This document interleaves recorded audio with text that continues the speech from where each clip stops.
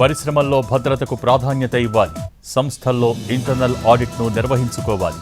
యాజమాన్యాలు నిర్లక్ష్యంగా ఉంటే చర్యలు తప్పబోవని వార్నింగ్. ప్రమాదంపై ఉన్నత స్థాయి కమిటీ వేస్తామన్న చంద్రబాబు.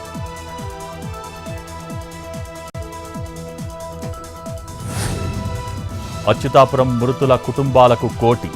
ప్రమాదంలో గాయపడ్డ వారికి 50 లక్షల పరిహారం. బాధితులకు అండగా ఉంటామన్న సీఎం చంద్రబాబు.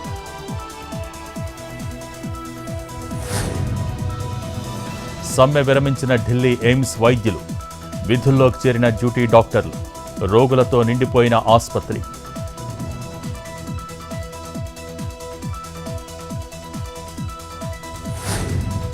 శ్రీనగర్లో పర్యటిస్తున్న ఏఐసీసీ చీఫ్ ఖర్గే, రాహుల్.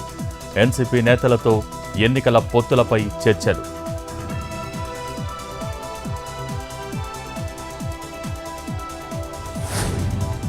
రుణమాఫీ చేయాలని ప్రశ్నిస్తే అక్రమ కేసులు పెడుతున్నారు.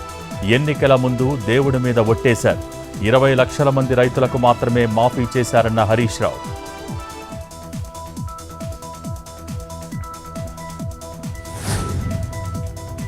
రాష్ట్రంలో రుణమాఫీ లెక్కలు చెప్పండి. 100% నిజమైతే భయం ఎందుకన్న మాజీ మంత్రి కేటీఆర్.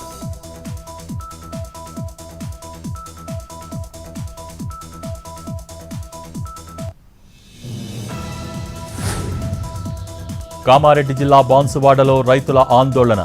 రుణమాఫీపై ప్రభుత్వం తప్పించుకుంటోందన్న మాజీ ఎమ్మెల్యే బాజిరెడ్డి.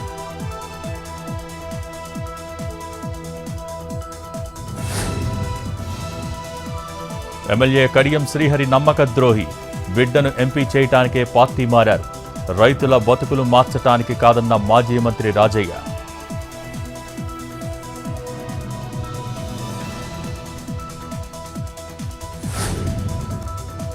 వేములవాడ ఆలయంలో ఏసీబీ అధికారుల దాడులు.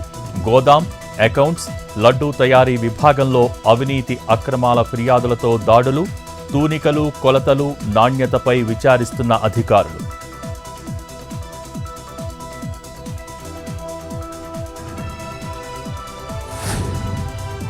నెల్లూరు ఏఎస్పేటలో చైన్ స్నాచర్ల అరెస్ట్.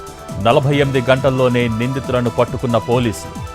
గోల్డ్, వాహనాలు సీజ్.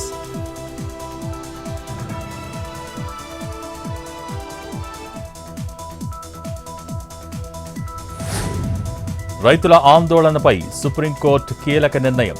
సమస్యల పరిష్కారానికి బహుళ కమిటీ. సూచనలివ్వాలని ఆదేశం.